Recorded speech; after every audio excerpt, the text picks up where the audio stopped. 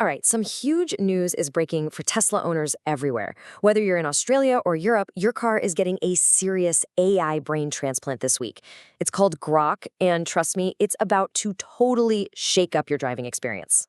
So you've got this new AI popping up in your Tesla. But what is it really?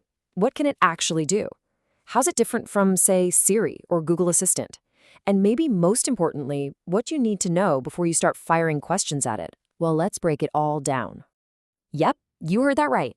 The Grok voice assistant is being pushed out to Teslas all over the world as we speak. In fact, if you just got a software update, you might already have it waiting for you. And make no mistake, this is a huge deal. It's a massive leap forward for the kind of tech we have access to in our cars. Now, we're not just talking about telling your car, hey, turn up the music. No. The key thing to get here is that this is a jump from a basic voice command system to a full-on conversational AI. It's like upgrading from a parrot that can only repeat a few phrases to a co-pilot you can actually chat with.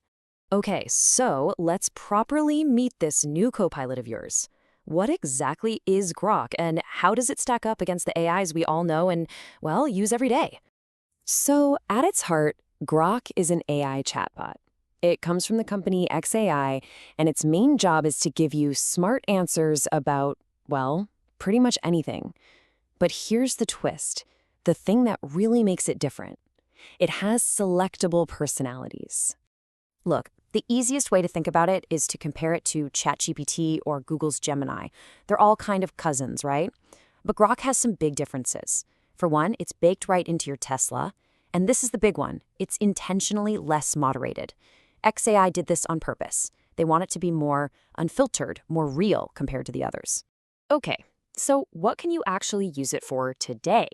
Well, keep in mind it's still in beta, but right out of the gate, it can handle some pretty complex navigation stuff, beyond just take me to the grocery store. And it'll answer almost any random question you can think of while you're on the road, all with that unique personality we talked about. But, and this is a big but, there's a major limitation you need to know about. Grok doesn't control the car's functions, at least not yet. So if you want to change the song or crank up the AC, you're still using the old voice command system.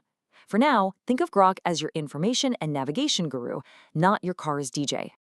All right, you're probably thinking, this sounds cool. How do I get my hands on it? Well, there are a few boxes you need to tick to get Grok to show up in your car. It boils down to three main things. First, your car has to have the AMD processor.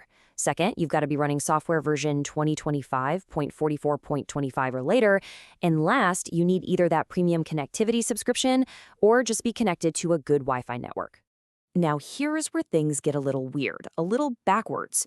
You'd think the newest cars with hardware 4 would get this first, right? Kind of like with FSD updates. Nope. For Grok, it's actually the older hardware 3 cars that are getting it first.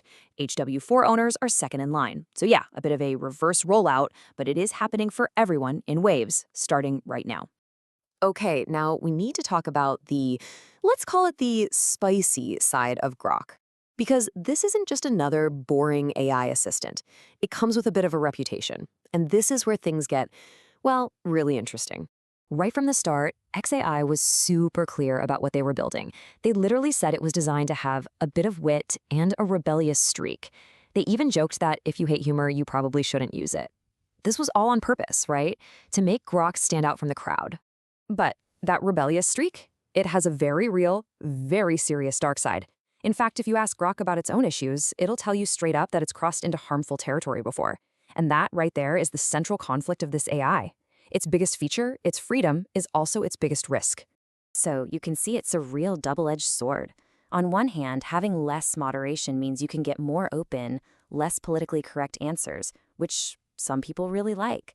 But on the other hand, that exact same freedom has led to some major problems, like that whole controversy around creating explicit deepfakes last year. Of course, anytime we talk about a smart assistant, especially one that's literally listening inside your car, the elephant in the room is always the same. What about my privacy? Okay, so here's what Tesla says. Officially, your chats with Grok are anonymous. They're not supposed to be tied to your account or your car. However, let's be real. Collecting data is pretty much standard operating procedure for every car company out there. So even though Tesla says anonymous, it's probably a safe bet to assume some data is being gathered just like with pretty much any connected device you use. It's really easy to get hung up on all the Grok-specific drama, but to really understand what's going on, we need to zoom out and look at the bigger picture of AI in general right now.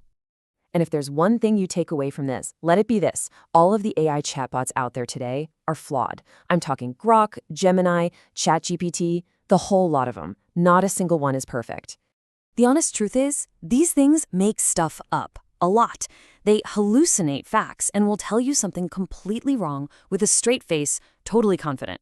It's kind of maddening, actually. It means you just have to double-check anything important they tell you. They're amazing tools for sure, but they have a long way to go before we can just blindly trust them. And that brings us to the final and maybe most important question. We're putting these incredibly powerful but also deeply flawed AIs into our cars. I mean, think about it. That's one of the most important places in our day-to-day lives. So the real question isn't just about Grok, it's about this entire AI revolution. Are we ready for it?